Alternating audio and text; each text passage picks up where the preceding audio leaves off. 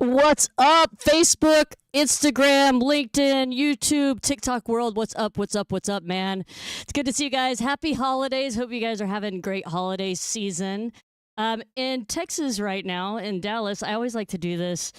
It is 54 degrees, which is actually really quite nice. It did get really cold over the weekend. It was in the 20s the other night, and that was not fun. I do not like the cold, hence why I live in Texas. Although in the summer, I just want to live in Colorado. Know what I'm saying? So, guys, hey, let me know where you're watching from right now on the magical interwebs. Let me know where you're watching from and who is in the house. If you have a breast cancer survivor in your life, man, pop their name into the comments below and we can give them a shout out. Okay, I want to do that. I'm actually going to give some shout outs myself right now to some warriors that are out there fighting breast cancer right now. And it's crazy because a lot of these ladies are volunteers for Breast Cancer Gets Ticket.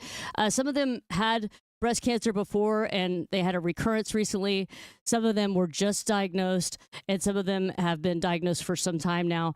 But I want to give a shout out to these folks right now. So I want to give a shout out to Kim Lusk, Paige Nally, Christina Garcia, and there's a fourth one that my brain just went blank on and that I will come back to, I swear. Lynn Bartnett, of course. She's our most recent. It's crazy. Lynn is our co-chair on the Drumathon committee, and she was recently diagnosed with breast cancer.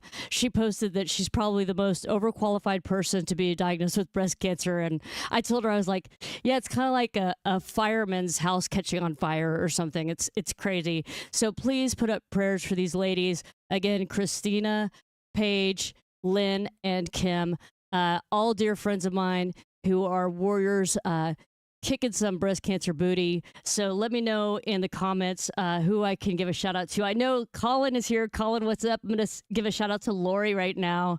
Lori, I hope you're doing well, girl. I've seen you recently and I miss you. Hope you're doing really well. Armstrong Drummers in the house. What's up, dude? San Angelo, Texas. What is the temperature in San Angelo anyway? Is it cold? Is it hot? What's up? And Colin, let me know too. All right, I see that there's 4 people on the Book of Face, so let me know who's watching in there, and I will give you guys a shout out. Again, please, if you have any breast cancer survivors or warriors in your life, just pop their names in. And I want to give a shout out to Patricia, who is over there with Byron over on the TikTok world. What's up, Byron? Thanks for watching. Give a big shout out to Patricia. Hope she's doing well, man. Prayers up for her. In fact, I wasn't planning to get to this so quickly in the broadcast, but it's like on my heart big time. So I've got a dear friend who I've been friends with for many, many years, and she had cancer. It wasn't breast cancer, and things started going really downhill. She was diagnosed with stage 4 last year when it recurred, and unfortunately, she passed away this morning. And I'm just thinking about her so much. For those of you who've been watching this show for a little while, I've just felt like really called to do a show about metastatic breast cancer or do something for people who are going through metastatic breast cancer, because I feel like those people's voices just aren't heard as much. We're always talking about survivors, but the warriors out there, they really need to be heard, and people really need to understand what it's like for those folks, what they're going through. And more than anything, I want to do all I can for those folks. I want to reach out to people who are going through metastatic breast cancer and find out what it is that we can do for them, and how they would like to tell their story. So we are planning to start a new show. Well, it's going to be a version of the Beat broadcast that's going to focus on metastatic breast cancer. And we're going to have like a panel of metastatic breast cancer warriors on the show. We're hoping to have folks from the medical community who are well-versed in metastatic breast cancer, who can answer questions or kind of guide us along the way. There's just a lot of misconceptions. For example, even this isn't a metastatic breast cancer thing, but just a breast cancer thing in general. People think, okay, say my mom or my sister or somebody has breast cancer and they have one of the genes that is associated with breast cancer. Well, if I'm a man, do I need to get tested for that gene as well? Yes, you definitely do, because many of the genes that put you at higher risk for breast cancer also put you at higher risk for prostate cancer or pancreatic cancer or other types of cancers. So it's very important if you have any of the breast cancer genes, the mutations in your family, that you all get tested so that you know your risk, because knowing your risk is the first part of the battle. And then you can keep an eye on things. And if any cancer is to come up, you're able to catch it at the earliest possible phase. All right, I'm rambling on. I want to be sure to say hello to some folks here. I see a few new messages. Aquarius is in the house. What's up, Aquarius? Aquarius, man. Aquarius is in Texas Women in Music, that group. This was started by Carol Durking. You guys probably know her from Drumathon. She's been a part of Drumathon since, I believe, the very beginning back in 2015. And she put together this group on Facebook called Texas Women in Music, and they put together events every now and then. And this past Sunday, they had an event at the Plano Sports Tavern in Plano, Texas. And I ran by there quickly because I needed to pick up something from somebody, but I wasn't able to stay. And I swear I'm going to catch a show soon, Aquarius. I know you guys are playing here, I think at the point after, I believe sometime this weekend. I got to catch you soon. I miss you, and I would love to catch your band. And she just got a killer Yamaha kit last year. It's this beautiful blue maple kit. It is gorgeous, man. Aquarius, so cool. And Colin, yeah, you're not late. Look at you go, dude. Look at you go. And thank you. Good evening to you too, Colin. I love you, man. So good to see you. All right, Armstrong Drummer, I'm still looking to see what your temperature is in San Angelo, because you are worlds away from Dallas, Texas, and I want to hear what it's like over there. And again, if you joined late, be sure to let me know if there is a breast cancer warrior or survivor in your life that you would like to give a shout out to, and we will give them a shout out here on the show this evening. Okay, I need you guys to tell you guys what's going up tonight. So we're gonna have Shelli coming on here around 7:30. About 8:15, we're going to have Zoro. So Shelli is a breast cancer survivor and a warrior. She will be here in just a little bit. Be sure, if you have any questions, to ask them during the broadcast, and we'll be sure to get those in. And then coming up again around 8:15 Central Time will be Zoro. Zoro is a drummer from Lenny Kravitz, Bobby Brown. He's got a couple of books out. We're going to talk about that. Amazing, amazing guy. Cannot wait for you guys to meet him. We've got Pug Lulu Fan in the house. What's up? Thank you for joining from YouTube, man. It's great to see you. Whatever social media channel you are watching from right now, just know you can watch it from just about any of our channels. You can catch us on YouTube, LinkedIn, TikTok, Instagram, or Facebook. You can watch it on any of those channels. And you know what? I think I'm going to take a second now. We just kind of made this a little bit more public. We were wanting people to know that we now have it as a podcast. So check this out. Welcome to the Beat Podcast.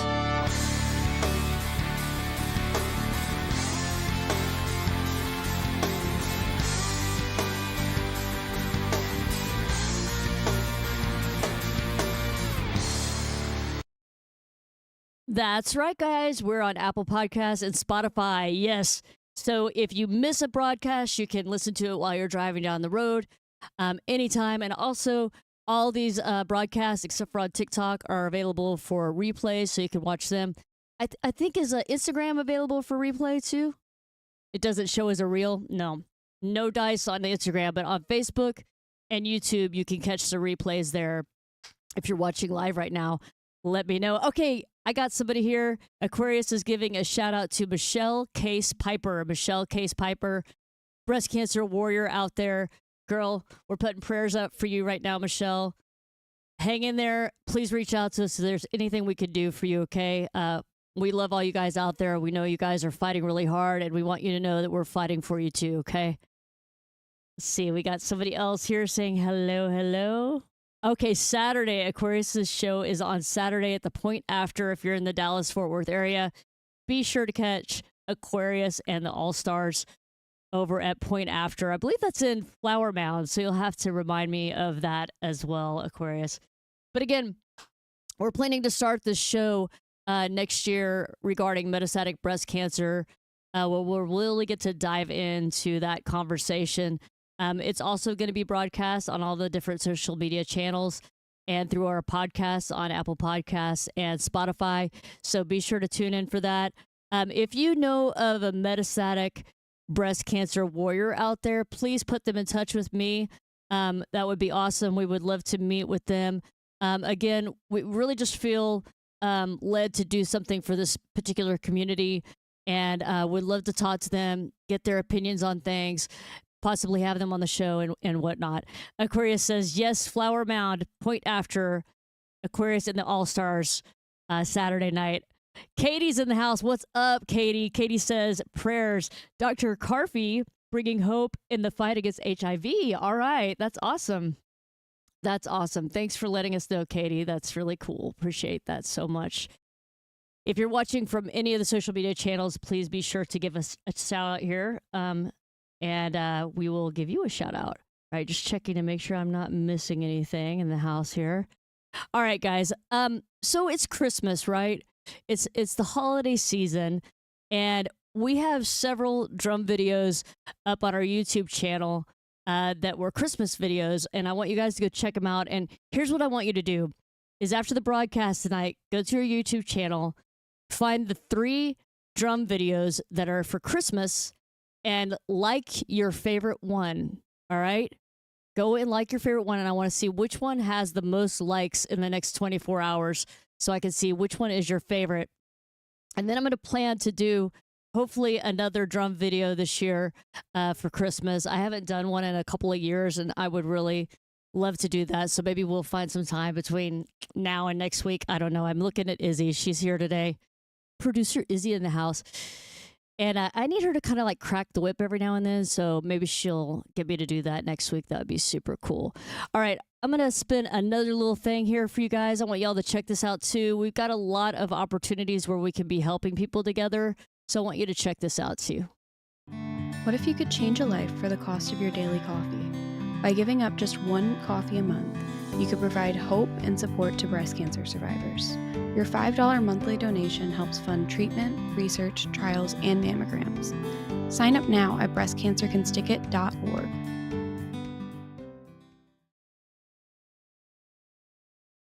Welcome back. That's the Beat and Repeat program, guys, where you can set up a monthly recurring donation. I myself have been doing a monthly recurring donation of about $60 every month for many, many years now.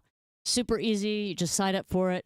Happens every month, and it's making a difference in the fight against breast cancer. All right, I got to give a big shout out to my drum sister.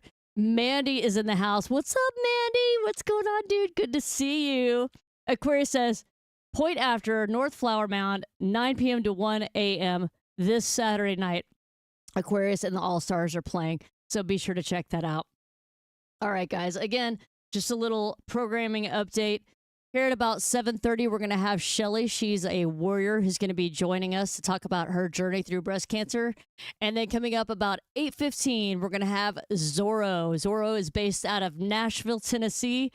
Super sweet guy. I was actually introduced to him by Rich Redmond from Jason Aldean. And he introduced me to him last year in 24 because we were looking to get some new artists to come out to Drumathon. And he wasn't available last year, but he came this year. It was amazing. If you never saw that, or if you didn't make it out to Drumathon, I'm like video crazy right now. I'm like, I need to play the Drumathon recap video. Is that over here by chance? I think it is. I think I have it from last time. I'm gonna check, make sure it's the right one.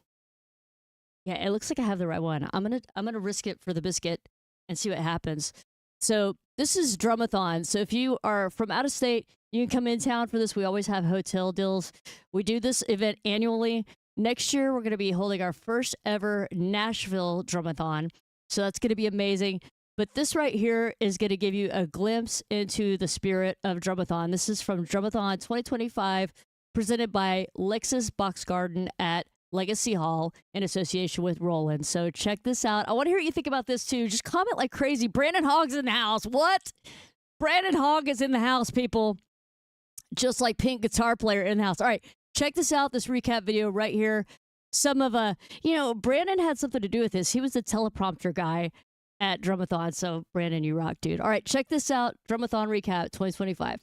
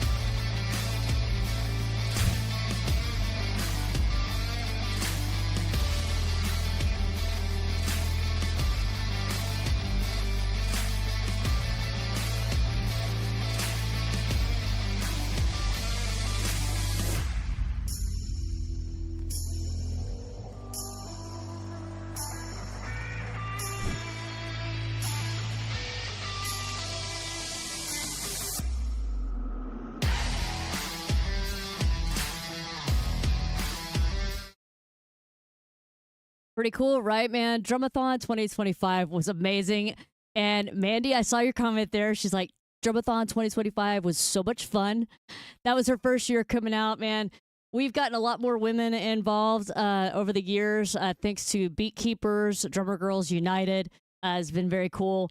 And man, I don't know if you just saw, that was a lot of celebrity drummers. That was like almost 10 celebrity drummers that were in the house last year as part of Drumathon, coming from Typo Negative, Quiet Riot, Jason Aldean, Luke Combs, Buddy Rich Band, Ace Frehley, Skillet, everybody you could think of, all kinds of really amazing folks. And what else is cool, man, is a lot of these people have come back multiple times. I think this was Lori Peters from Skillet's 6th year doing it. It was Greg Potter's 2nd year, Matt Starr's 3rd year, Rich Redmond, I think this was like his 4th or 5th year, Rich Redmond from Jason Aldean. So just super cool to have the support that we do and raising such a large amount of money to make a difference in the fight against breast cancer. We raised over $73,000 this year, our highest yet. Super stoked about that. Yes, Mandy, awesome, awesome fun. All right, let's see here, guys. Got a couple things to spin before we bring Shelli on the show. I'm thinking we need to hear a little bit from Dr. O. I did that on purpose. Shelli on the show. A little bit from Dr. O. Okay, so we're going to check out. Let's watch this one. Can antiperspirant cause breast cancer? Let's check this out, guys.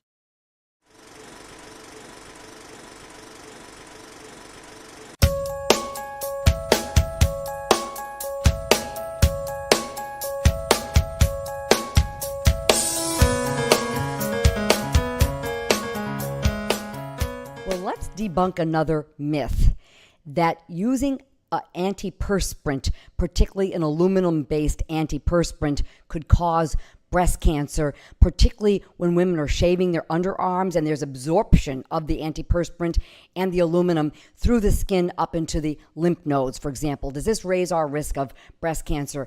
Thankfully, this myth, which has been around now for a few decades, has really been looked at very carefully, and there's no association in a lot of well-done trials that there's any association between using a deodorant or using an antiperspirant or an aluminum-based antiperspirant. There is no association.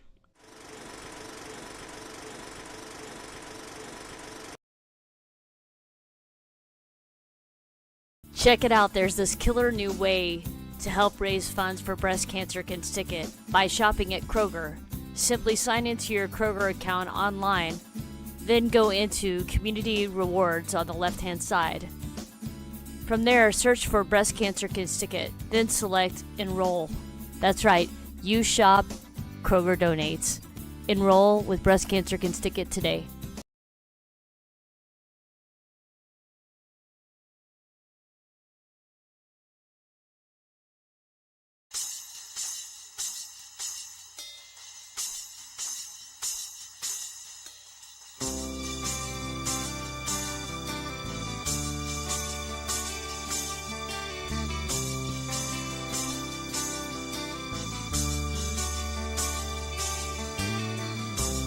Wax here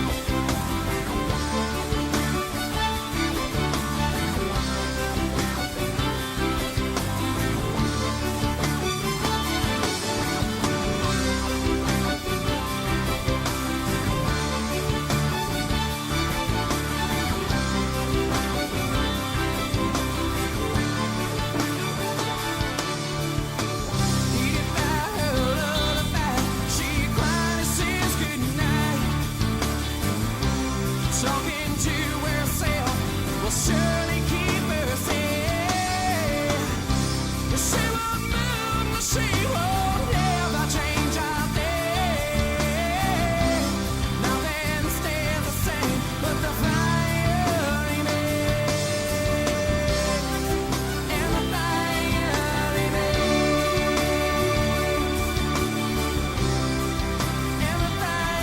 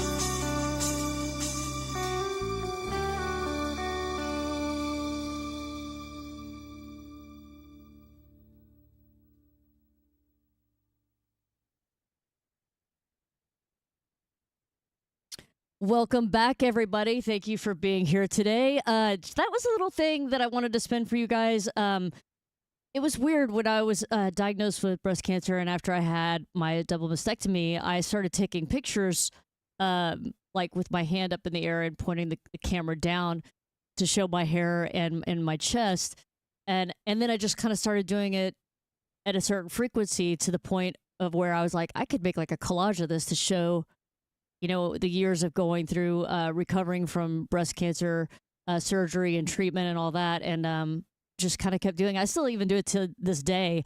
This video was made in 2020, actually, so I could update it, but I thought I would share that with you guys. So thank you so much for your comments and things while that was playing. I really appreciate that so much. I want to give a shout out to Tori, who's in the house. What's up, Tori? Lori, my survivor sister, is in the house. So cool to see you, sister. We talked a bunch about you a little bit ago, and Mike Gosian is here on the YouTubes. What's happening, Mike? Thanks for being here. And yes, Brandon Hogg, teleprompter guy is a good gig for you because you are an expert at pushing buttons.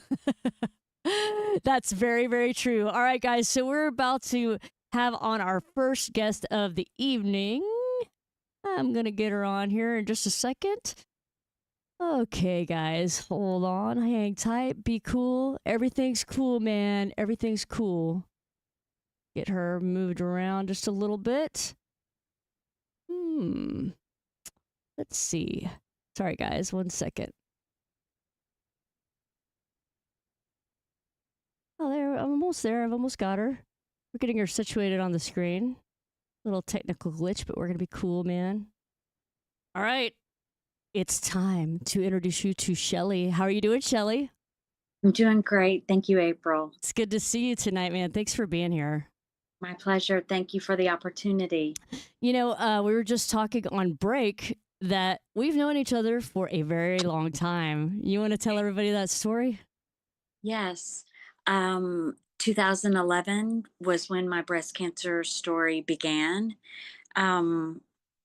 I was working in a dental practice, and they hired someone to basically fulfill my role when there would be times when I wouldn't be able to do that. That person was who gave me your name, because you and I had the same diagnosis. We have the same type of breast cancer that, at least at that time, was considered relatively rare. And I had mentioned my concern, my fear for the future, that the statistics weren't good. And when I began to share my concern, April, she brought you up and she said, wait a minute, this is absolutely there is life after this, and don't you dare allow this to take you over or to cause you to be so fearful. I have a friend, and that was you she was talking about. It's so crazy. And that was like 2011, right? It was, yes, Yeah, yes. we were talking off camera there that I remember your name because when I was first diagnosed, also, I was like desperately trying to find people who had triple negative breast cancer, and I know that you were in the same boat. And it's like I don't know if you had this experience, but when I first realized I had triple negative, which for those watching, it's a more rare and more aggressive form of breast cancer. It usually affects younger women. Um, I was trying to find somebody who had had triple negative, and when I couldn't, I thought that that meant that they had all died, and I was panicked, like totally panicked. So every person that I could find that had triple negative breast cancer was so important to me, and you were part of that list of people. So I'm so glad to get to talk to you again, and that we're both still here. Right, right. April, do you mind sharing the age you were at your diagnosis? I was actually 41. About you? 38. Yeah, real close in age. Right, really close. Yeah. And Yes, and that's considered young onset breast cancer. yeah, anything under 50, they consider that you're young if you're diagnosed at that age. Yeah, anything under 50, Right, it's crazy. it So is. tell us, Shelly, when were you diagnosed and how did you come to learn that you had breast cancer? Breast cancer runs in my family. My dad's sister had died in 1980 with breast cancer. Um, and I remember it being so, it was um, so shocking because her youngest daughter was a year older than I was, and I was 8. And I remember feeling like that would be the worst situation for me as a child to have lost a parent at such a young age. And in my 20s, I had found a lump. My early 20s, I found a lump in my left breast. Went to the surgeon. He said, "We'll do a lump. We'll do a biopsy." I said, "No, I want the whole mass out. I want you just to do surgery and do a lumpectomy." And he said, "Okay." And you were Okay. 20, you said? I was about 24, I 24. believe, Uh-huh. when this came about. And the day of surgery, he comes in and he goes, now he's asking me to verbalize what we're having done that day. And I said, "My left breast." He goes, "No, we're doing your right breast." And I said, "No, this is the mass." I showed it to him. And he said, "Wait a minute." And so he checked my right breast. He goes, "I found the one in your right breast, so we'll do lumpectomies out of both breasts." So Wow, 24 too.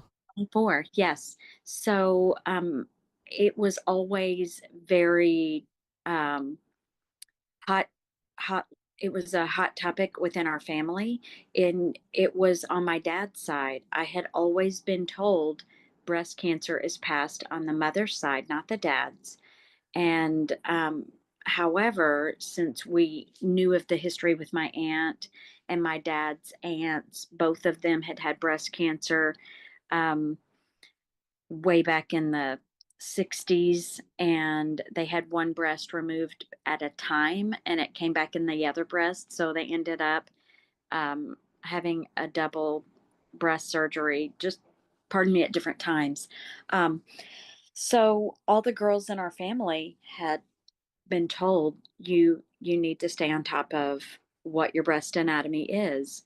Um, Knowing my breast anatomy is what saved my life. Um, I had been doing monthly breast exams for years, and I realized one morning in January in 2011, wait a minute, when was my last exam? And I traced it back. It was like October of 2010.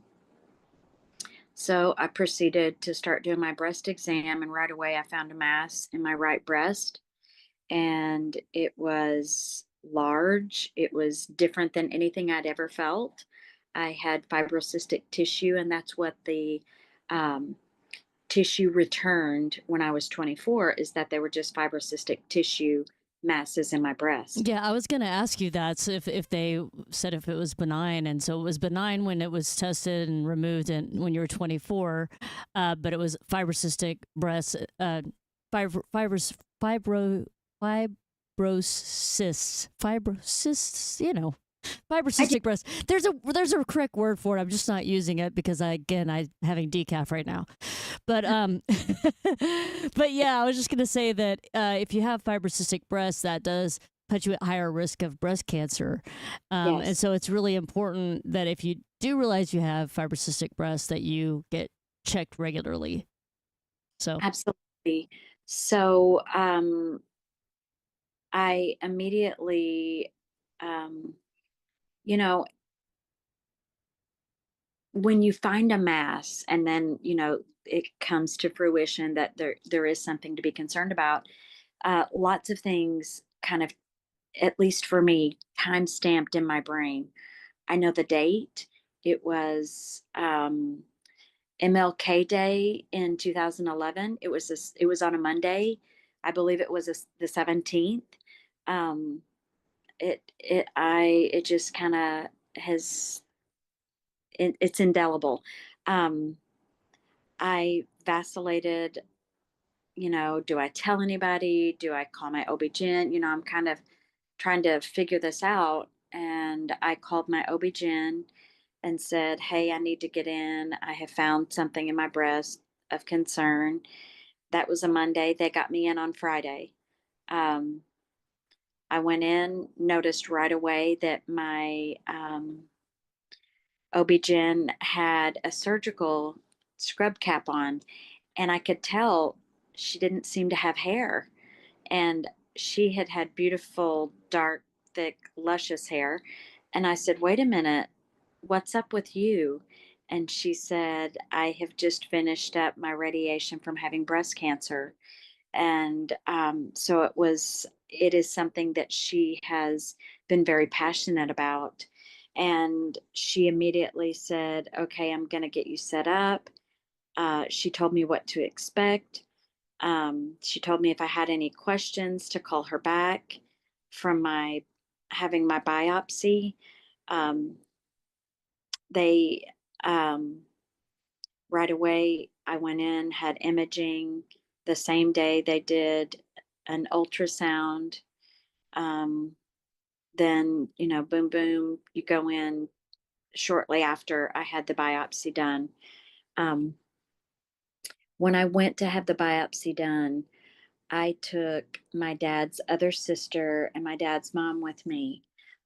She had had a radical mastectomy in the 70s just to eliminate having breast cancer because she had fibrocystic breasts and it just became too worrisome for her. So she just wanted to rid herself of that entirely. And I Um, think when you refer to it as a radical double mastectomy, I think those were different from what they do now because I believe they removed like a bunch of muscle back then, right? right. The radical, they take it all the way down to the rib cage, basically. Wow. And she chose not to do reconstruct. Uh huh. She was in her mid 50s, mid to late 50s, and she did not, with the kind of mastectomy that she had, it would have been too difficult, and she didn't want to worry with it. So she wore prosthetics in her bra, uh, just from that point forward. I don't know if we ever had this conversation, but that's what I do. I wear prosthetics, and they have like a prosthetic bra that you wear where you can put the prosthesis in there. So Yeah, it's pretty cool. It's pretty interesting that they have such cool things, and insurance covers that too. right. Yeah. I um I've had a really unusual journey with a lot of surgery, quite a bit of surgery, reconstructively. Um, uh, I'm I'm gonna share this because it's one of those things that you just go, people don't know what to say when they hear that you have the diagnosis. And I know that this person is caring and didn't mean any disrespect, but she was like, well, think of it like this. You get to have perfect breasts now. And I was like, I would have traded. Yeah. I would have traded. I Yeah.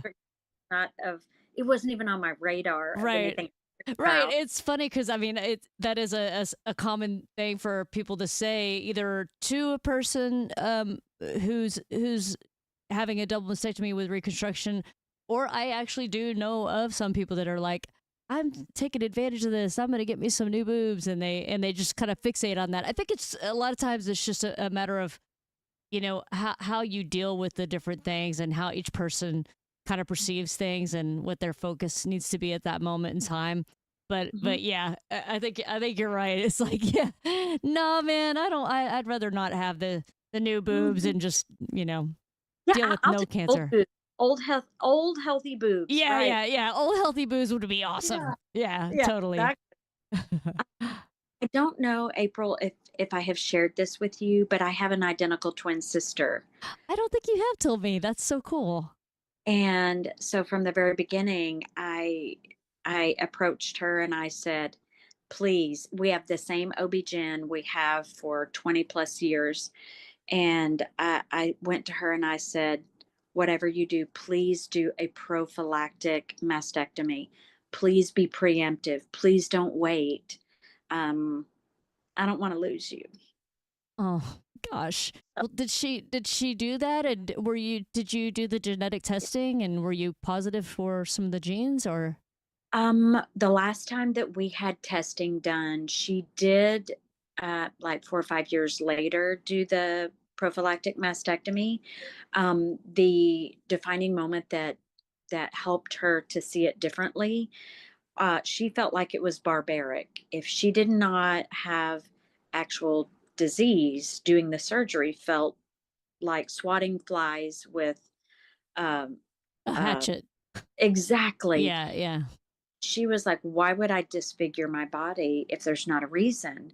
And so she went to our OB-GYN and she met with the breast uh, oncology surgeon and had conversations with both.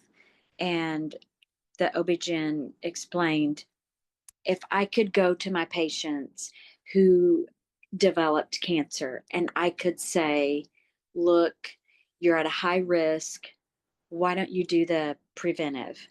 Um, every one of my patients that had to do chemotherapy, radiation, surgery, every one of them would say, yes, I would absolutely do this preventive as opposed to being reactionary. And when my sister heard it from that stance, that you could carve out not having to do those things and having to live through so much medically, she opted to do it. She and I both have had a very difficult journey with having our surgeries, having failures.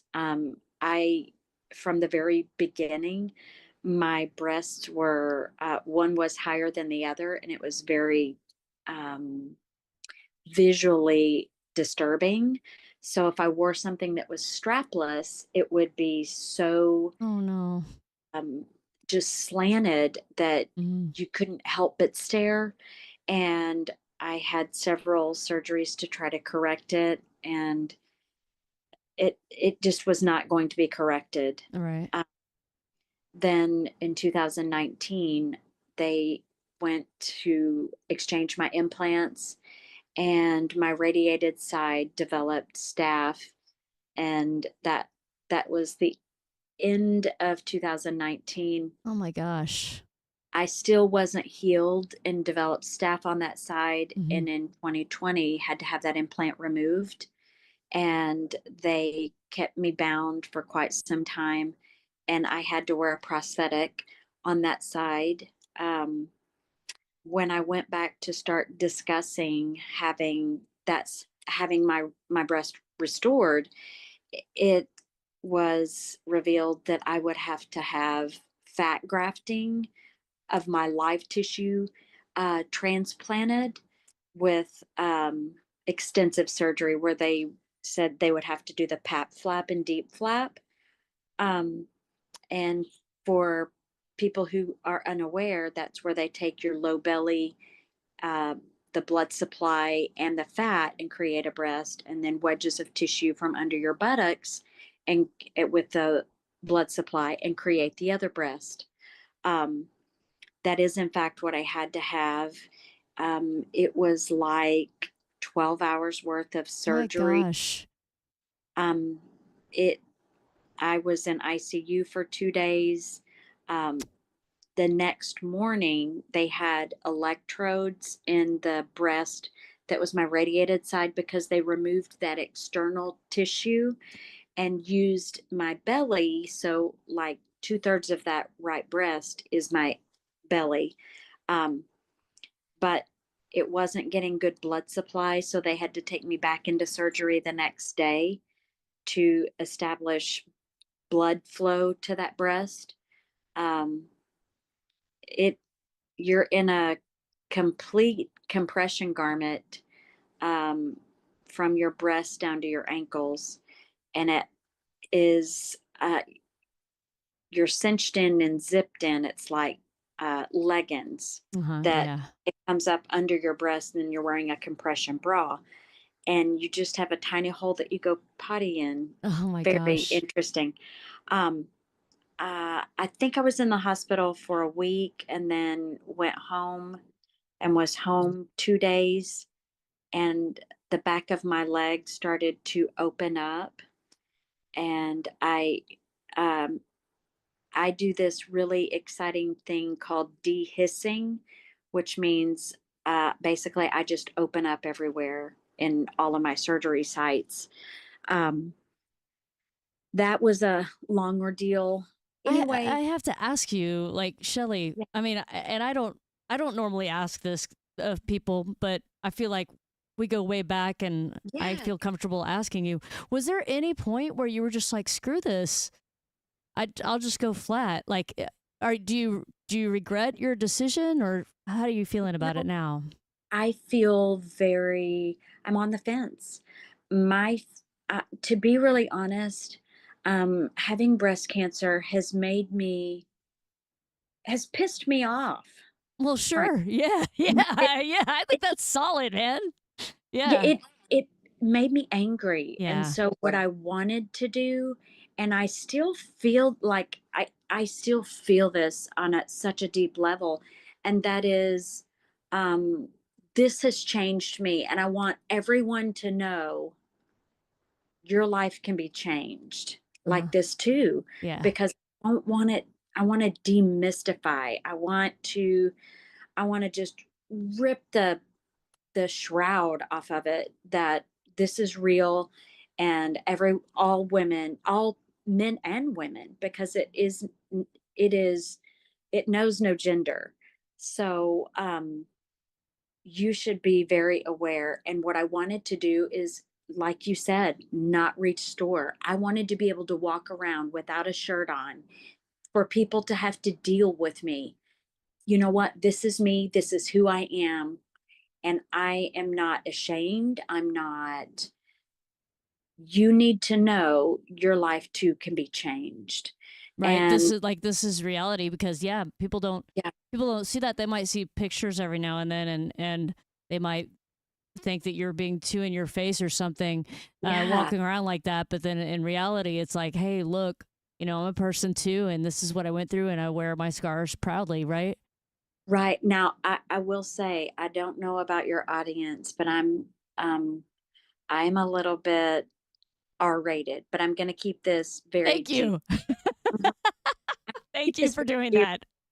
But what I wanted is, because I felt like this changed me, and I'm not going to hide it.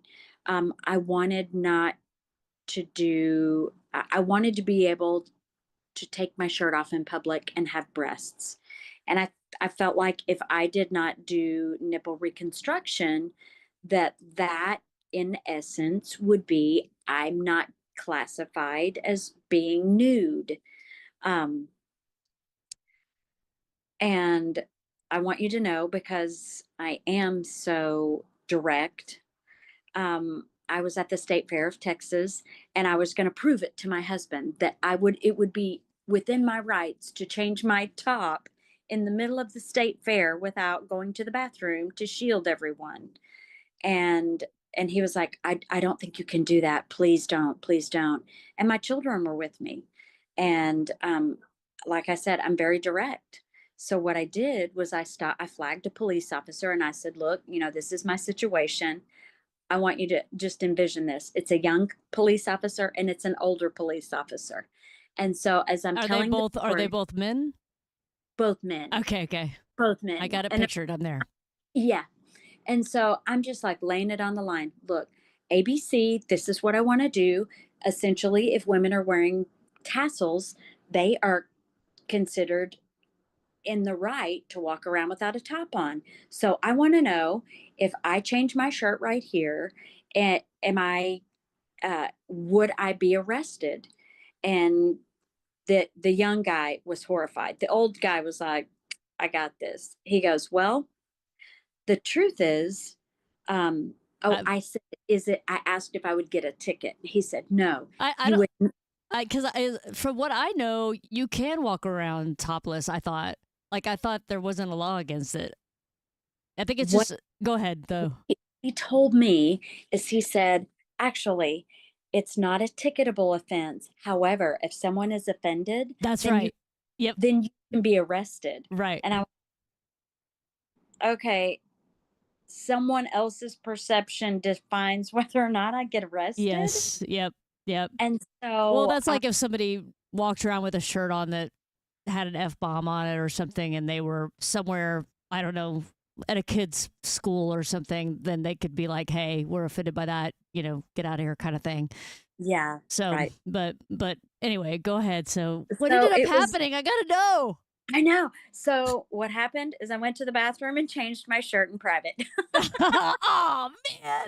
I was like, we're going to go viral. No, I'm just kidding. Yes. I want you to know I was so offended. Like I wanted everyone else to get arrested. Okay. Yeah. I wanted everyone else that would potentially get offended to be the one to have to, deal with that. So funny. My philosophy was like, well, I want to be able to garden with my shirt off. And if I don't do reconstruct, I can garden with my shirt off. And my husband was like, yeah, but you wouldn't. I go, yeah, but that's not the point. The point is I could. I could. And It's never occurred to me to do that. I'm in a lot of groups. I think there's one called Flat Out or something like that. There's a bunch of different groups, and they take pictures like out on the beach and all this stuff. And I've just never. I don't know why, but I've just never been drawn to do that. I've posted pictures, and Right. stuff like that. Just Mhm. as more of an kind of almost more like an educational thing than anything. Absolutely. But I also if I was walking around a beach with my top off, I would want a statement that says why I don't have breasts, because for me, I would want to explain, I'm not because I'm not trans, that Yeah. that I'm Yeah. not transitioning, but I actually have breast cancer, and there's nothing wrong with either way. I just would Either want, way, yeah, right, I just would right. want that to be clarified as to why I was walking around without a shirt on. But man, that's heavy duty stuff. So I know we don't have a lot of time. We only got like 5 minutes left now, and I still need to know where the hell you are and stuff. But to answer the question, if you look at what you've gone through with all the surgeries, because doing like a side by side comparison, you and me, and I'm not trying to say anything. I just feel comfortable talking to you about this. Like I've never asked this question before, but whenever I had a double mastectomy, 6 weeks, I was done. No more surgeries ever again. Nothing. I never had another surgery. Everybody I know who's done reconstruction, it's like a year-long process. Now, there's a couple of people who did it. I think they call it exchange surgery, where they do it at the same time. Where They did that with me. But They then did them. but then you still have to have revisions and stuff like that. So that's one thing that, like, whenever they were talking to me about the options, they never mentioned what that would entail. Like they never said, oh, if you do reconstruction, it's going to take this amount of time and then you're going to have to come in for revisions. And like they didn't explain the lifelong trail that you're starting with that. And I just wonder, in retrospect, now that you're where you are, would you have chosen to do the 6-week journey over the, 10 year, how many years it's been that you've had to deal with all these different surgeries and hours and just all the recoveries you've had to go through, anesthesia, just all the things. What Yeah. is your take on it now? I'm pretty jaded.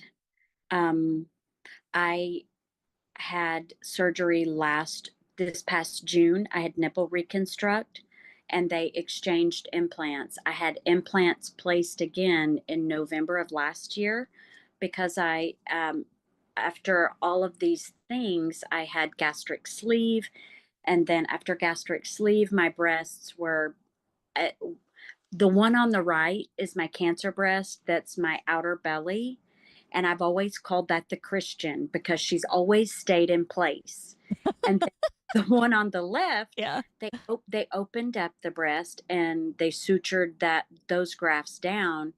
And that one it's heavy in that mastectomy skin. And so it's always kind of been the stretched out, like rooster wearing socks kind of thing. And so I've always called the one on the left the wandering Jew. So, For those watching, just so you know, that was what they used to call a plant. yes, exactly. Yeah, there's a specific plant that used to be called that. I just got to get things clear here. Yes. Yeah, we are in Hanukkah, and thank you very much. Yes. I appreciate you.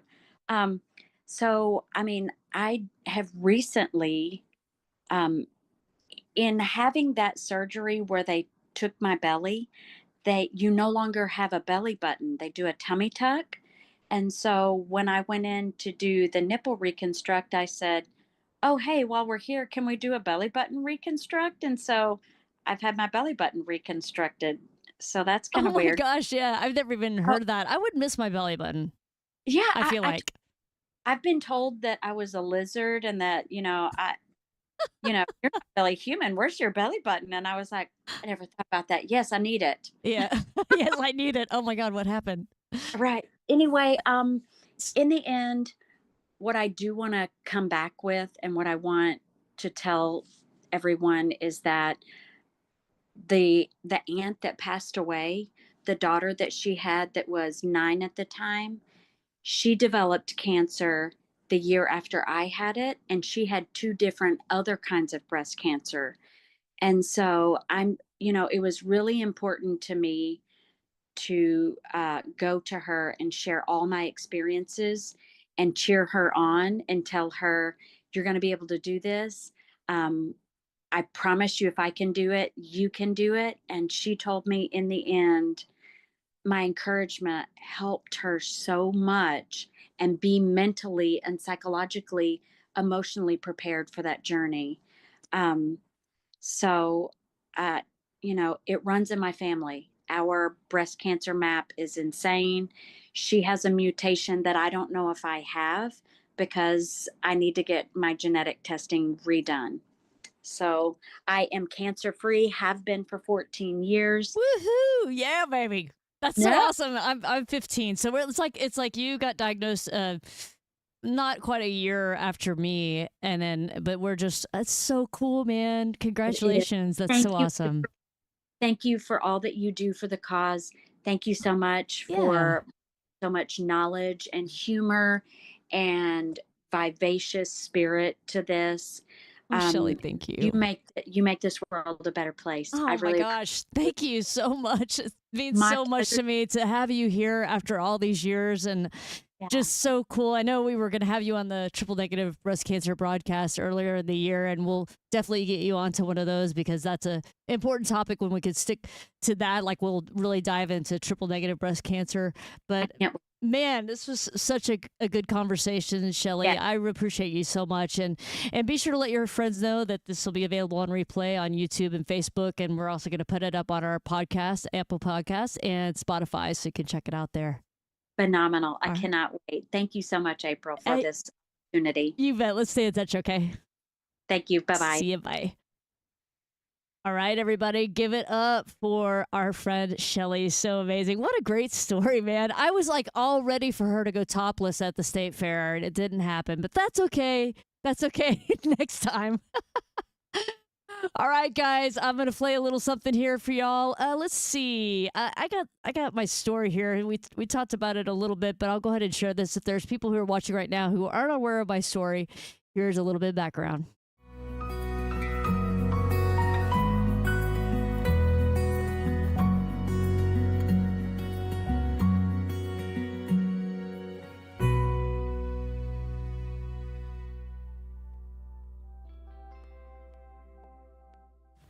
Hi, I'm April Samuels, and I drum. It's true, mostly drum. Over the past 7 years, I've had fibrocystic breasts, and so I've been going for ultrasounds every 6 months for 7 years to try to keep an eye on, watch out for breast cancer. And unfortunately, October 26th last year, I was diagnosed with breast cancer. At that time, pretty much stopped my life. I stopped drumming completely, stopped playing. I was playing with lots of bands, probably 5 or 6 bands. Stopped that completely and just focused on my health. It was a very aggressive form of breast cancer called triple negative. Decided to be aggressive right back. Had a double mastectomy on November 15th. Went through all that, very, very painful. During the port installation on December 15th, accidentally punctured my lung. I was hospitalized for 5 days with that. And on December 28th, started chemotherapy, which causes lots of side effects. One being my eyes water a lot, so while a lot of this hasn't been fun, I'm not crying right now. But another thing is, got to lose my hair with that. So I kind of look like this now. It's really put my life into perspective. You know, you get to stop and listen a lot more. I had been drumming so much and paying attention to that primarily, where life was really just going by really fast. And so when I put everything on stop, I really was able to listen and figure out a lot of things. And my life has really been put into perspective. I felt an enormous urge to do something, you know. So the idea was to come up with a t-shirt design that would be fun and different. And since I'm a drummer, I came up with the idea of breast cancer can stick it, and sent it off to a friend of mine and had her come up with the design. Literally within, I believe, 10 days of being diagnosed, I decided that I wanted to be the biggest advocate that I could in the fight against breast cancer. And I came up with the slogan, breast cancer can stick it, combining my passion for drumming and my passion for fighting breast cancer, and came up with that slogan. And I had my friend drop a little logo and everything and started selling t-shirts and raising funds in the fight against breast cancer. And then this year, we're doing a big thing called a drumathon, and it's gonna be our annual walk, if you will. But it will be geared towards drummers, but anyone can participate in it. And we're hoping to raise between $50,000 and $75,000 from that one event. So, I mean, it's just growing bigger and bigger, and we're making a bigger dent in breast cancer each day, really.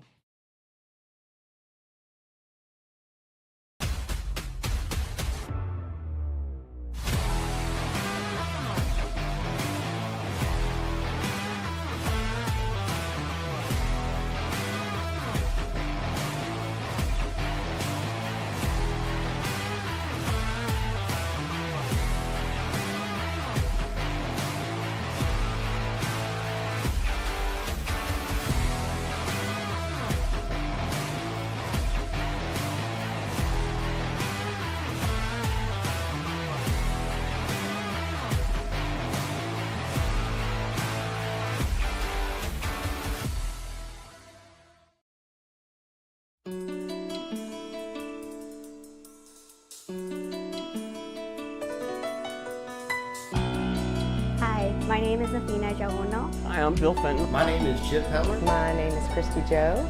Hi, I'm Christy Johnson. My name is Laura Sansoni. Hi, my name is Mandy Fenton. Hello, my name is Milan Davis. My name is Patrick Stone. I'm Ruth Fox.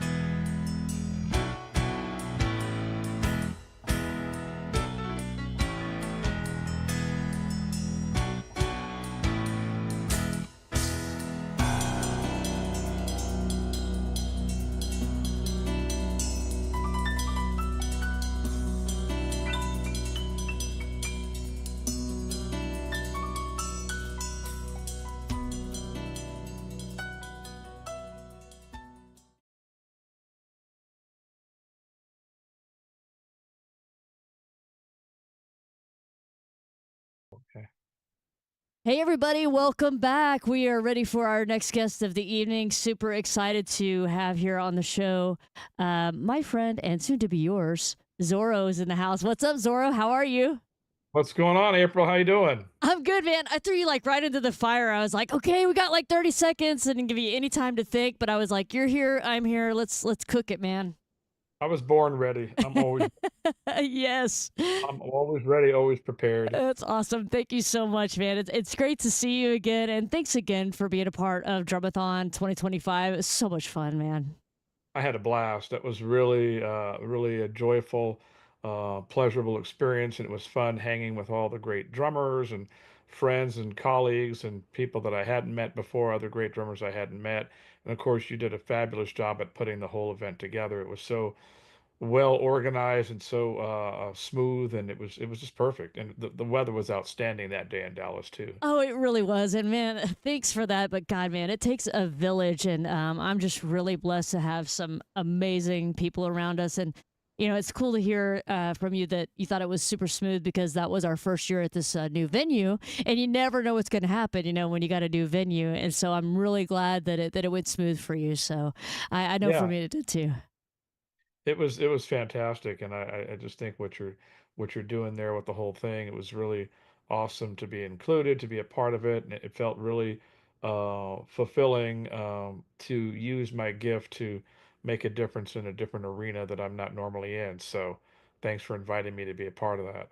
Absolutely. It was a pleasure to get to meet you. I remember, I think it was 2024. I was telling folks earlier that Rich Redmond was like, oh, you should talk to Zorro and see if Zorro could come out. And we were looking for some folks in 24, but you weren't available that year. And I was like, I am going to reach out to you next year because we talked and I just loved your vibe and your positive energy. And I just knew that you'd be perfect for the event. So I'm really, really glad it all worked out, and I'm really glad that I got to meet you. Well, Rich is a great friend, and he's a brother and a kindred spirit. We're cut out of the same cloth, Rich and I, and we help each other, and which is what how I think it should be. But a lot of guys aren't like that. You know, some guys are very competitive, but I've never been that way. I always feel like, hey, I'm just trying to be the best I can be. I'm not trying to outdo anybody else, blow anybody else away, make somebody feel less. I'm just trying to reach my own God-given potential. But Rich, he's younger than me, but he has that same heart where he's hardworking, he's very entrepreneurial, and I've always championed that and rooted for him and cheered him on. And he's done the same for me, and that's not always the case. Yeah, I know what you're saying. It's that's what's cool about a lot of the folks that we end up having at Drumathon. I feel like, just naturally, if they're going to come and be a part of that event, they've got a great heart, and so we get everybody in the same room, and it's really truly magical. So super blessed. I got to tell everybody because Zoro, some people might be watching right now, and they'll be like, who's this Zoro guy, anyways? Well, if you don't know, Zorro was with Lenny Kravitz, Bobby Brown. He's been a staple in the music scene for a long time. The first time I actually came to know you or ran across you in person, I don't think I even had a chance to tell you this. It was at a Ludwig booth down at NAM one year, like many, many Wow. moons ago. Like I'm talking 10 years ago, maybe more. And you were at the booth with several other people. Matt Starr was there, and I came by to see Matt. And at that time, if I'm remembering correctly, did you used to wear a mask, like a Zorro mask, I or your never wore promo picture had it or something? I never wore a Zorro mask, but I've always been known to wear hats. And originally in the early days, in the early 80s and part of the 90s, I wore like a Zorro hat. But I never really wore, I mean, back in 85 when I was with the group called the New Edition, and that's the group that Bobby Brown came out of and Belle Biv DeVoe. When I was with them, I mean, I would wear a mask on stage for a minute. It had like chaser lights on it, but that didn't last very long before I took it off. So Gonna have to maybe find that on YouTube now. You know. I don't know. I don't even know if that's out there. It was so short-lived. Uh, I don't remember. But I remember I had one of those Zorro masks, and believe it or not, on the side of it, it had like a little like 9-volt battery that would, and then the lights would go around the eyes like chaser lights. That's could you that's see the him? era. Could you see him while you were playing? Like, were you like, was it I distracting? couldn't see them, but anybody who was looking at me could, Yeah. because I was just looking out of the eye slits. But Uh, anybody facing me could see it. But, I was on stage. I mean, but that was the era of a lot of blingy stuff, like because on my bass drum, or I had a banner that hung off because I used to play the Tama Cage, and I had a banner that hung off there with Zorro, my name in rhinestones, on a black banner, so you could see it from any part of the auditorium, 25,000 people, and you could see the gleaming lights. I oh, also that's had awesome. the merchandise guys would sell those little rings that would go around your neck, like those glow in the dark rings that were like kind of a big thing in the Right. concerts. And Right. so they would always give me a stack of those, and I would just put it around my Zorro hat, and then I had the drumsticks that lit up. So it was full on like 1985 showbiz, Like glow in the sequin. dark Zorro. That's awesome. That is so awesome, man. Oh yeah, it's I, s- funny stuff. I swear I am going to try to find those glasses somewhere, whether I could find you wearing them or just on my own. That they sound fantastic. I think I have a picture of me, a couple of pictures somewhere, because I remember playing Disneyland and Disney World, and I can visualize some picture somebody in the band took of me with the mask, and I'll send it to you. You'll get a kick out of it. Absolutely, man. That'd be awesome. Well, I know we got a lot to talk about. I want to be sure we've got about 30 minutes together today. Okay? But I want to be sure to get to your book. But before we get to Maria's scarf, I want to talk about how you got involved in drumming. I love hearing these stories because I meet a lot of folks, but you don't ever really talk that much about like how a person got into drumming and where your career began. Can you tell us a little bit about Yeah. why you got into drumming and how old you are? Well, first of all, I always wanted to play since as far back as I could remember. I did not really have the opportunity to start drumming until I was like 16. but I had wanted to play from my earliest memory. The earliest time I remember beating on something, making noise, is in the 60s when I was 7 years old. My mother had a neighbor friend and she saw that I had rhythm. And so she took me to go see the Supremes and the Temptations in concert. They were a big Motown group. I had a lot of hit records, a lot of soul records. And so I went to see them. I came home that night super excited. And then the next morning, I made my first ghetto drum set, which was comprised of almond roca cans, Folger coffees cans, and like Tupperware. And I took it on my flyer wagon. I lived in Compton. I grew up in the hood. Took it on my wagon, rolled it out to the middle of Compton Boulevard, turned on the transistor radio to soul stations, and just began beating with salad spoons in my hands. And that was at about 7. And that was not a drum set, but that's when It like, kind of was. It's like a makeshift, like you said, a ghetto drum yeah, set. Yeah, yeah, I didn't know what a hi-hat was or a bass drum pedal. I just was wanting to make rhythm. right. But it wouldn't, and so every year in the school, and when I would, from the elementary school, I would try to join the school band program. And every year I was turned down because they told me we already have a bunch of drummers and we don't need any drummers. And so year after year I was turned down. It wasn't until I was a junior in high school, and the way that I got into the school band program was straight out of a movie scene. I took an after school job as the janitor at my own high school, which is a very humbling job. It's not a fun job to be the janitor at the high school because then No, no, the bell rings, all the kids see you cleaning the toilets and doing all the stuff and making fun of you. right. But it was a 2 hour after school job. But at the end of the 2 hours, the last part of the job was to clean the band room. So about the last 15, 20 minutes was my job of vacuuming, putting the music stands away and the sheet music and all that. But I would leave the last 5 or 10 minutes after I was done to sneak on the real drum set. Now, I had never played before. I didn't own any drums. I didn't own a pair of drumsticks, but I would get on there because no one was there and the band director was always gone, and I would sneak on the drums and I would just play. And this is, And you said you're in high school at this time? high school, yeah, Yeah. this is actually at the end of this happened at the end of my sophomore year, the very end of it, and I'm just banging on the drums So you're at like this, 15 or yeah, so. Yeah, gotcha. about 16. And Uh-huh. then what happened was the band director had his door closed and I didn't know he was there, and he came in and startled me, and then he said, wait right here. And I knew he was going to get my boss and fire me. We came back with another guy and he said, do what you were doing when I walked in on you. And I said, what? He goes, play like you were playing. And so I played my heart out, and they both looked at each other, and he said, kid, you have a real gift on the drums. He goes, I need you in all the school band programs. I need you in my jazz band, my marching band, the swing choir, the concert band. So I got in all the Oh my school band. gosh. And you had never sat at a drum set until you started doing that as a Yeah, janitor? Yeah. never took a It's lesson, never. crazy. But apparently, I don't remember what I sounded like, but apparently he saw some sort of natural drumming ability or talent, and he immediately indoctrinated me and got me in all the school bands. And that's how it all began. And then that was at the end of my sophomore year. So I came in my junior year. I came in, I had worked the whole summer of my sophomore year. I had 2 summer jobs, 8 hours a day at one job at a college, and another 8 hours at a place where they made chicken, and it was along the Rogue River. So it was a touristy kind of thing. But I worked 16 hours a day, and then I bought myself a brand new Slingerland drum set, and I came to school with my brand new set of drums, and I came ready for business. And once I got in that school band program in the junior year, I just knew that's what I wanted to do, and so I immediately just started practicing like a maniac. And that's kind of how it all began for me. Was by It's kind of like that scene out of Good Will Hunting, when the kid solves all the problems on the board, nobody knows that it's the janitor, doing it.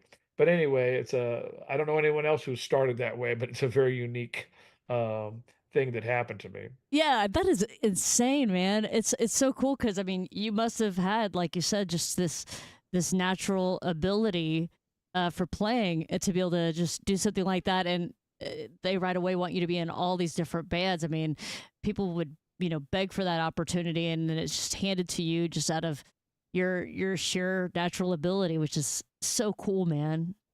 Well, I look at all that like when people said, "How did you get started?" or "What attracted you to music?" It's very simple. God gave me a gift, the gift of rhythm, the gift of drumming, whatever you want to call it, a musical rhythmic gift. I didn't give it to myself. I didn't take a pill one day and give myself talent. I was born with it, just like everybody else is born with their own individual, unique talents. We don't give ourselves talents. We just come to recognize them and then we decide to do something with them or not. I mean, I recognize that I had a love for music and rhythm long before that because I was always beating on things and every time something was rhythmic happening in my life, like, the blinker on the car, the washer and dryer, the rotations, like, I would count beats, like I could feel rhythm in everything, right? But that's a God-given thing. So I kind of think I mean, I was predestined and wired to be a musician and a drummer. And I guess you can say God did his part in which he gave me a gift, but all the gifts that mankind receives, we receive in the form of a seed. In other words, it's a seed of potential. The gift never comes fully developed. Now, from day one, I obviously had some kind of natural ability to play the drums. I wish I could have seen what I did or looked at see what it sounded like. I have no idea, but obviously I was good enough where he thought I could play the drums. And even though it wasn't great, so everything that we have comes to us in the form of a seed, and it's a seed of potential, and then it's up to us to turn it into more. So I look at it like God already gave me the gift. My job is to turn it into as much as possible, take it as far as I can, serve people with it, bring people joy with it, but never forget that the gift itself was free. I did not give myself the love of music or drums or the ability to play them. It was something that was given to me. I simply recognized it, and I had childlike faith in that. I believed right from the beginning that I could do this. I believed that this is what I was going to do with my life. Now, I was so young and ignorant, and there's a quote by Mark Twain that sort of sums up many successful people and myself in that same list because I thought the same thing. He had a quote. He said, "All that's needed is ignorance and confidence, and with that, success is assured." So you have to be just ignorant enough to think that you could do this Right. impossible thing, Yeah. like make it in music, and you have to be just ignorant enough to believe you can do it, and then confident enough to Confident. actually go and do it, right? Right, It's right, if you're too smart, you might go, "This is too hard. I right. won't do this." I remember I used to travel with Paul Allen, the co-founder of Microsoft. He was the fourth richest guy in the world. He was Bill Gates' partner. They started Microsoft. And I remember traveling with him around the world, and I used to record with him on his $240 million yacht. He loved music, he wrote songs, and he would bring me on his yacht and travel around the world and record. But one of the things he told me, he said, he goes, if Bill Gates and I were a little bit older when we started Microsoft and a little bit smarter, we would have never succeeded because we would have realized what we were trying to do is impossible. He said, but we were just young enough and ignorant enough to believe we could do it. And so much of that stuff is self-belief, and because I think a lot of people talk themselves out of their dreams and out of their gifts because they're looking for a safe road to some safe passage of something that's not going to be difficult. And the truth is, there's no such thing. Everything is difficult. Yeah, I love this thought process, or that you're sharing, because that instills a certain level of gratitude that a lot of people maybe don't have when they don't realize this, where they're like, "Hey, this is a gift that was given to me, and I'm gonna take it as far as I can." And by the way, I just have to tell you, folks are commenting. I've got Mandy; she's a drummer out of Dallas, Texas. She says a yes sir, and then Aquarius, who's also a drummer and a breast cancer survivor, she says, I agree. If God gives you a gift, you should not waste it. So It's true. so true. Well, and the thing is, ultimately, because the gift itself is free and God gave that to you, I believe He wants you to do something with it. It doesn't mean that everybody is going to be a famous drummer or a rock star or a big politician. It doesn't mean, but what's important is that you turn whatever you had into more, and that ultimately the most important thing is that you served other people with it because I really have learned to whittle down life to two different things. You're either living a life of self or you are living a life of service. If you live a life of self, that means you view the whole world as how can the world serve me? How could the world suck up to me and my dreams and my desires to fulfill me and make me happy? And you look at the world from that standpoint. Or you look at the world at how can I use what God gave me to serve mankind, society, and make the world better because I was here. Because the gift itself doesn't change. It's just a question of whether you understand and realize that one day you'll be judged for it. And the question is, did people's life get better because Zoro the drummer lived? Did my, and not just my, from my drumming, they could be inspired by my drumming, and then I could be a total a-hole that they don't enjoy as a person because I'm mean, I'm arrogant, I'm difficult. So it really has to do with your spirit of how you are as a person. Because I've met many people that were great at something only to walk away finding out they were totally smug and arrogant, and that was discouraging. But when I meet somebody who's great and they're humble and they're approachable and they make me feel like I can do it too, well, that's the best use of your gift, is you've touched other lives. And so I'm very intentional about the way that I live my life because I've understood what it was all about a long time ago. And so I walk in that stream of going, how can I, people sometimes will recognize me somewhere. It could be at an airport or whatever. And I'm always ready to engage with the person, to inspire them, to encourage them, give them a kind word. I might say something like, "Oh, let's take a picture together." So when you're really famous, I could say I met you when you were 12, or I There you met you. go. Yeah. You know what I mean? Just like it's about how I can light them up, Yeah. Yeah. because the gift itself is what it is. It's just a question of, it's like the alloy metal. Is metal good or is metal bad? Well, in the hands of the right person, a gun could save a child. In the hands of the wrong person, that gun would kill somebody innocent, right? The metal is not evil or good. It's the use of it that makes it evil or good, right? And that's the same thing with our gifts. It's like, how are we using them and how are we serving humanity with them? It's cool that you came to this realization. It sounds like much younger than probably most people. I know. I felt like you were almost talking about me. Like it just really speaks to me what you're saying, because when I was younger, I just felt like, oh, I gotta go and be this big rock star, and I want to tour the world and do all this stuff.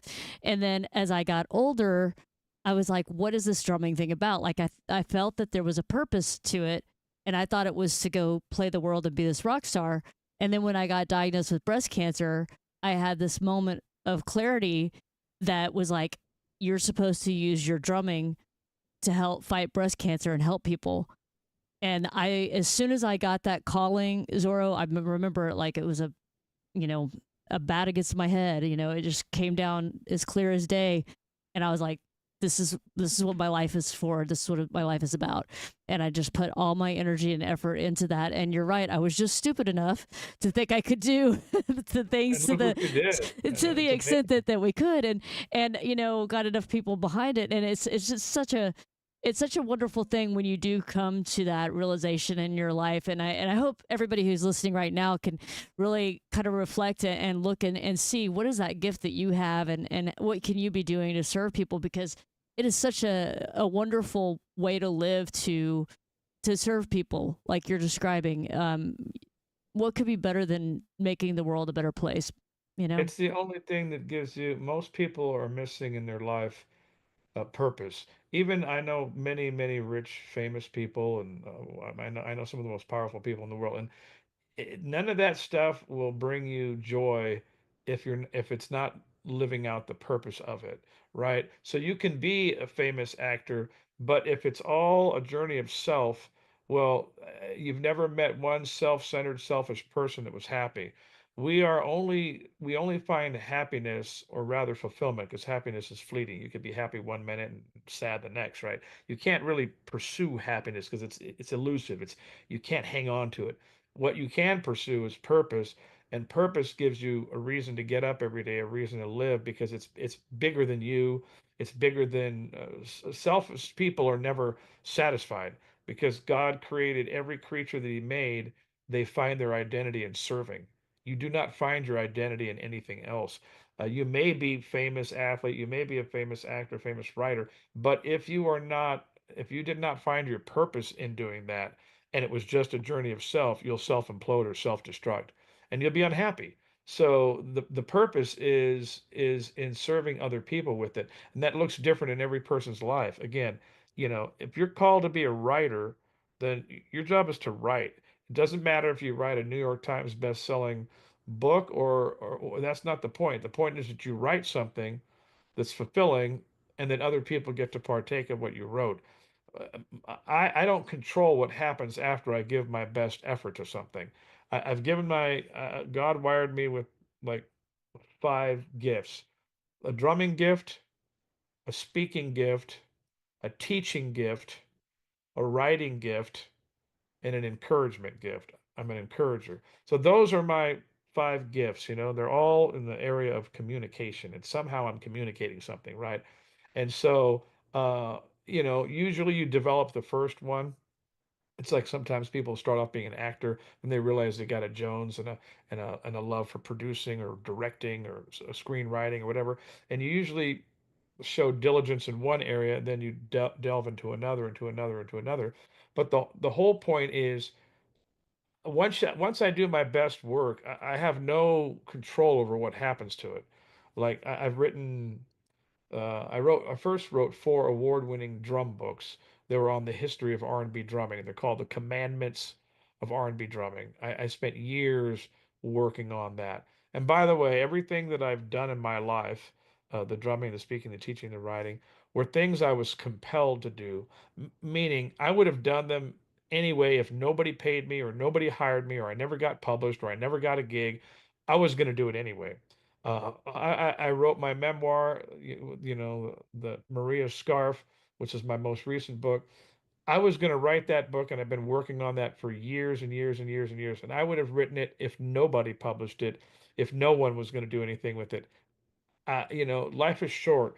I tell people, do what you're compelled to do, and then leave the rest up to God. Because if we had the ability to control and manipulate the outcome of something, well, then we'd all just make ourselves superstars at everything, right? Without any work, without any effort, we just go bam, wave a magic wand. But I don't have any power over the outcome of something. But I do have the power of how excellent will I make this product, whatever the product is. If it's a book, if it's my craft, whatever I'm going to do, I'm going to do it with a spirit of excellence, and I'm going to try to make it literally as great as it can be. When I write books, I can only write like me. When I drum, I can only play like me. I can be influenced and inspired by everything I've ever seen, heard, or written. I mean, listened to or read, but in the end, it's still going to come out me. It's still going to come out Zorro. And so that's the thing. It's like just you gotta you do your best work. But I have found that when you do everything with the spirit of excellence and you leave no stone unturned and you do your best work, it rises to the top and people take notice of it. My Commandments of R&B Drumming books, I worked on those for years. They all won awards all over the world, best educational book. And when I was doing a lot of clinics, I got voted number one clinician in the world. My Maria Scarf, my memoir, just got voted most inspirational nonfiction. I'm not saying that in any kind of braggadocious way. I'm saying that it was an incredible amount of hard work to take a vision or a dream and to take that little potential I had as a writer and then really, really develop it. Like I read over 300 books on the craft of writing memoir that I studied over a period of 15 years. Wow, And that's and my crazy. book was rejected Uh-huh. by publishers for 15 years, over 100 times before it got published by a major publisher. But I was willing to go back and retool, rewrite, reassess, recalibrate, and over and over until it became undeniable that it was an awesome read. And I'm not saying that in any braggadocious way. I'm just telling people that they sometimes don't understand how much work is involved in making something great. There's a little bit of talent. It's like I think Thomas Edison said, because genius is whatever, 99% perspiration and 1% inspiration. You know, Yeah. it's just work. Now, it was in the area of my gifting, right? So if you're working really, really hard at something, but it's not in the area of your gifting, you're just beating your head against the wall for nothing. I'm not a singer, so I could practice singing lessons all day. I could take lessons, I could study, but because I don't have that natural gifting and talent, I'm kind of wasting my time. And so the problem is that some people pursue things that aren't their gifting, but they just want them to be their gifting, right? And Mark Twain had another quote. He said, most of us are anxious to be praised for the one gift we do not possess rather than the 15 that we do. That's deep, man. In That's other words, we heavy. want to be recognized for something we're not gifted at, Right. and we Like I want to I, be a great actor or something, and yeah, it's like, yeah, that's not my gig. totally. Yeah. Like the people on American Idol who can't sing, and apparently no one told them they can't sing, and so they go on there and they're mystified that they didn't make the next round. So you got to work smart and not stupid. Develop the thing that you have, or the thing that comes most natural to you, whatever your talent is, and then when you do that, then the hard work can turn it into something amazing. But but at no point did I give myself the ability to communicate as a communicator. God gave me that. He lets me communicate in drumming, in speaking, in teaching, in writing, and encouraging. It's all communication. It just has different manifestations, right? But I've worked really, really, really hard on developing all of those things. Yeah, I've done you've noticed it, a you've connected to it, and you work your tail off on it. Yeah, but that's the joy, like some people who, when you get to do what you like to do. I've heard actors or different people say, "I've never worked a day in my life." Well, what they really mean is like, I've worked really, really hard in my craft, but because it was something that I love to do, it didn't feel like digging a ditch. You know what I mean? It's everything I've done is hard work, but Theodore Roosevelt had a quote. He said, far and away the best prize that life has to offer is to do work worth doing. That is the Nice. prize, Yeah. is to do work that's worth doing because it makes the work gratifying. It doesn't make the Right. work go away or invisible or that it's not there. Or it's not It's hard just, or anything. It's yeah. still hard. But, there's a quote out of the Old Testament. It said, it's, it is the glory of kings, it is the glory of God to conceal a matter and the glory of kings to search the matter out, right? So God hides things not from us, but rather for us, hides them for you to discover. If I could do everything that I'm able to do today when I was 10 or 14 or 21, it wouldn't feel like anything. But because I've been on this discovery process my entire life of discovering how to speak better, how to write better, how to teach better, how to drum better, and then when you have these epiphanies and these discoveries and this inspiration, well, that is the joy. The joy is in the journey itself. The joy is in the process. When I was done writing my memoir, 400-page memoir, I was glad, but I was also sad because it was the end of something that I'd spent so many years working on to really inspire and touch people and then you're done. It's like when I've heard actors that have finished a beautiful movie, they've done for 3 months or 3 years or a Lord of the Rings or whatever, and then you're happy because it's been a grind to get there, and then you finally finish, but then you're kind of sad because now you need another. Right. It's like, now what do you do? It's like a lot of people that get married, they build up the thing and they get married, and then right after the wedding, they're kind of like depressed. They're like, okay, now what do I have to look forward to? Yeah, you Yeah. have the next thing, the Right. process. Right. Right.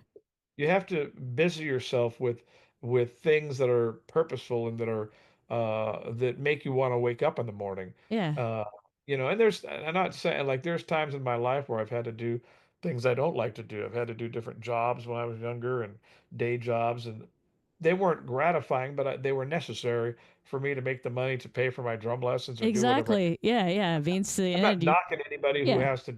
You have to do, but there's always a way to succeed if you're willing to pay the price of whatever the price is. Right.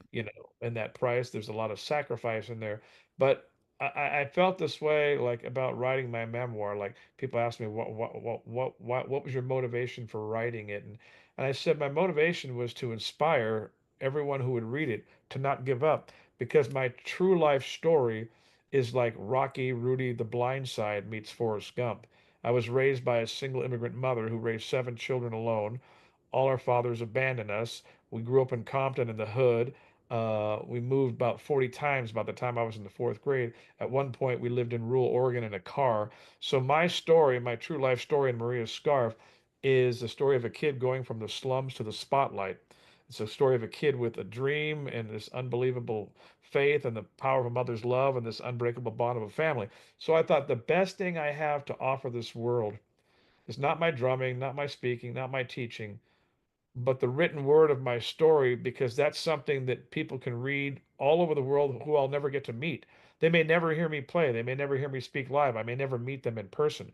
But a book can go around the world and touch generation after generation, and it'll be my legacy, and it could touch people long after I'm not here. We're still reading books from people 200 years ago, 500 years ago, 3,000 years ago, and those words still affect us. So I thought that's the most important thing I can do is share my story in a way that would inspire other people Right, to give to hope. live out theirs, Yeah, right? yeah. So the motivation of not quitting was not just so I can have a book deal and have a book about me. It wasn't just ego. It was if I don't do this, I won't be able to impact people the way God intended me to impact them because He gave me this amazing story that I've lived and I wanted to share it. But if I don't share it because I'm a coward or I'm lazy, I gave up after I was turned down 50 times, then I wasn't a faithful servant, you know? And so you have to, what's going to push you has got to be more than just yourself and just your own ego. It's got to be that if you don't rise up and do what you're supposed to do, other people's lives in the future are affected by it. It's just like that movie It's a Wonderful Life with Jimmy Stewart. You know, everybody's got to watch that movie because you'll learn the lesson that he thought his life was going to be one thing and it turned out to be another, but in the end he realized that he had a wonderful life because he was able to impact all of these people in his life. And at the end, when he was really in dire straits, all those people came to his aid because he was there for them. It's just a beautiful story. But if you don't, and the whole premise of the movie was that he was going through this hard time and he didn't want to live anymore because he owed the bank $8,000 and they thought he stole it and he didn't steal it, but he couldn't prove it. And he said, I don't want to be here anymore. He wanted to kill himself. And then the angel's job was to save him and rescue him. So he said, what if I show you what the world was like without George Bailey? Like he got to see what the world would have been. Can you imagine if we got to see what would the world be like if we didn't live? Like all the people that we've Right, known in our everybody that you've touched or affected everybody. or given hope to or encouragement, yeah, inspired or and vice versa. Like it take any one person out of that crowd, and it changes everything, the trajectory Totally. of everything. Yeah. And that's the thing. It's like, so what drives me is like, I'm trying to make as much impact as I can for however long the length of my lifespan is. And I just saw that the famous actor Dick Van Dyke, who played in Mary Poppins and Chitty Chitty Bang Bang, is an American treasure. But anyway, he just turned 100. And Oh my gosh, really? Was he also in Bed Knobs and Broomsticks? he wasn't in that one, But but he that was was around the same time. This around Chitty the same Chitty Bang time, but Bang. he was in Mary Poppins. He was Right. Bert the Chimney Sweep, Got you. and sang all those songs, super fragilistic, expialidocious, all that. But anyway, he's 100, and he just has the most optimistic attitude, and he's just upbeat, and I could see he enjoys bringing people joy. It's a guy who found his purpose, and he said one thing that really stuck with me in the interview. And they asked him, "Why do you think you made it to 100?" He goes, "Well, I won't even begin to guess, but I will tell you one thing." He goes, I've never given in to hate or anger or bitterness. He goes, there's lots of people I have that I don't like and people I disapprove of, but I can never just muster up the energy to hate. He goes, because it kills you inside, it destroys you. And it's so true. And so there's all sorts of disappointments that are going to come to all of us. I mean, every time I got a rejection letter about my book, or every time I had an audition for a big gig that I didn't get, it felt like a harpoon going through my heart because, I'm an artist and we feel things deeply. But you have to, the longer you live, the more opportunity you'll have to be disappointed and setbacks and rejections. But you have to not take it personal, and you have to realize that, you know, uh, there's a different plan that God's had for me than for someone else. And so I can't compare myself to other people. I just have to go, this is the best I can do, and this is what I'm trying to do. Otherwise, you end up hating and you get bitter because this person got a break and you didn't, and whatever. And then it's no way to live, and then you're going to shorten your life. That's so true. I have a feeling that's absolutely true. I mean, like look at Betty White and like George Burns, both of those Yeah. folks, same kind of thing. It seems like they were both very grateful people and just Yes. learn to love and love big and not get better. And I think you're right that does eat away at people. I'm like looking at the time. I'm like, oh my gosh, we're already at time right now. It's 8:45 Central Time. We've already done it. But I put your book up on the screen a couple of times while you were talking, and just want to remind everybody that Maria's Scarf is available on Amazon along with the other books that you mentioned earlier, your drumming books. are all up there on Amazon. You can find any of Zoro's in anything up there. And I just also wanted to read a couple of comments to you, Zora. Aquarius says, lots of people will relate to your story and be inspired. If other people see the obstacles you've overcome, it gives them strength to push forward. And that's one of the reasons I shared my breast cancer journey. So a lot of people can relate to what you're saying, especially a lot of the breast cancer survivors who are watching the show and have shared their story whenever we have them on the show. It's really to help other people. You know, Absolutely. it totally is. And that's such a wonderful thing, man. Really is. Well, what you're doing is creating a story and a narrative for other people to share their story. And I'll end with this. You know, it is said that mankind lives off of food, clothing, and shelter, right? We've heard that our whole life. Food, clothing, and shelter. But the fourth thing that we live off of that we cannot survive without as human beings is story. The power of story is how we make sense of life, of humanity. It's why we read, it's why we tell each other stories, it's why we watch movies and listen to podcasts and listen to songs. We are storytellers, and whatever things we have overcome, it's our job to share that story with other people so that they can then overcome. And so all the breast cancer survivors out there, you're my heroes. You've overcome something that's amazing, and it's your job to not be ashamed of it, but because there's obstacles and things that we all, trials and tribulations come to all of us, different things to different people, right? If it's not financial, it's relational, spiritual, emotional, physical, but we all battle. But our story is how other people can find hope in it. When we have survived or overcome a divorce or an abusive parent or drugs or alcohol or whatever our trip is, we can help other people. And that's why I wrote the book. And by the way, I also narrated it on Audible. So if people are not book readers, you can get Maria's Scarf on Audible. Just type in Maria's Scarf. But anyway, thank you, April, so much for having me. It was a joy. As you could tell, I could have talked for 7 hours. I love it, man. This has been such a wonderful broadcast. I'm so grateful to have had you on, and everything you said. I'm so excited for more people to hear this story. This will be available on Apple Podcasts and Spotify, so we'll get the word out about all this and just the whole concept of gratitude and serving. I'm so excited for more people to hear your story and to read your book too. Such a Well, great thank book. you, April, and thank you for inviting me to the Drumathon. I was so glad to stick it to breast cancer. Yeah, so awesome. I look forward to coming back again. And you're amazing. You're an amazing human Thank being you, and man. Thank you. person. And I love that the pink was the whole thing because that's one of my favorite colors, pink. You're so awesome. Thanks so much, Zora. I look forward to seeing you real soon, okay? Okay, take care and God bless. Thanks for letting me be guest. You too. Take care.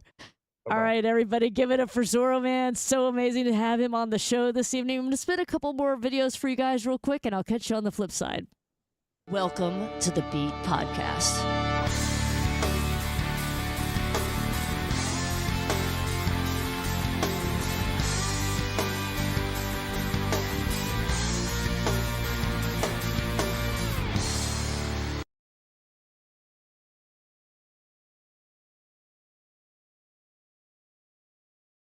What if you could change a life for the cost of your daily coffee? By giving up just one coffee a month, you could provide hope and support to breast cancer survivors. Your $5 monthly donation helps fund treatment, research, trials, and mammograms. Sign up now at breastcancercanstickit.org.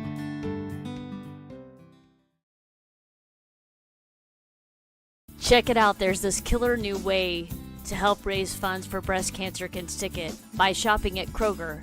Simply sign into your Kroger account online, then go into Community Rewards on the left-hand side. From there, search for Breast Cancer Can Stick It, then select Enroll. That's right, you shop, Kroger donates. Enroll with Breast Cancer Can Stick It today. All right, guys. Wow, what a great show tonight. So grateful to have had Shelli on this evening and Zoro. Both of those folks were such amazing guests. Had so many cool stories. I was just telling Zoro off screen that this was such a unique evening, and especially on a day where, guys, I told y'all earlier tonight that I lost a really dear friend of mine this morning to cancer, and I really, really needed this. So thank you, Shelli. Thank you, Zoro. Thank you for everybody who watched the broadcast this evening, who listens on our podcast. Thank you guys so much. I want to give a shout out to Aquarius for being here, Mandy, Lori, Colin, so many folks were on watching tonight on YouTube, on Facebook, TikTok, Instagram, LinkedIn. Thank you guys so much for being here with me this evening. I really needed it. It means so much to me. We'll be back again for the Beat broadcast the third Tuesday of each month. We're going to be trying to slip in this new broadcast that we're going to be doing about metastatic breast cancer, which is stage 4 breast cancer, essentially. I'm really anxious to introduce you guys to a lot of breast cancer warriors and have a panel on. It's going to be an entirely different layout for the show. We're looking to try to pull it together in the next 2 to 3 weeks. So I can't wait to do that with you guys. Again, thank you guys so much. I don't know why. I'm just like so grateful to have gotten to do this tonight. I knew it was going to be hard to do the show this evening with such a huge loss in my life today, but it was exactly what I need. I love you guys, and thank you all so much for being here this evening, and we will catch you real soon. All right? Love y'all. Y'all have a good night. Merry Christmas, Happy New Year, and Happy Holidays.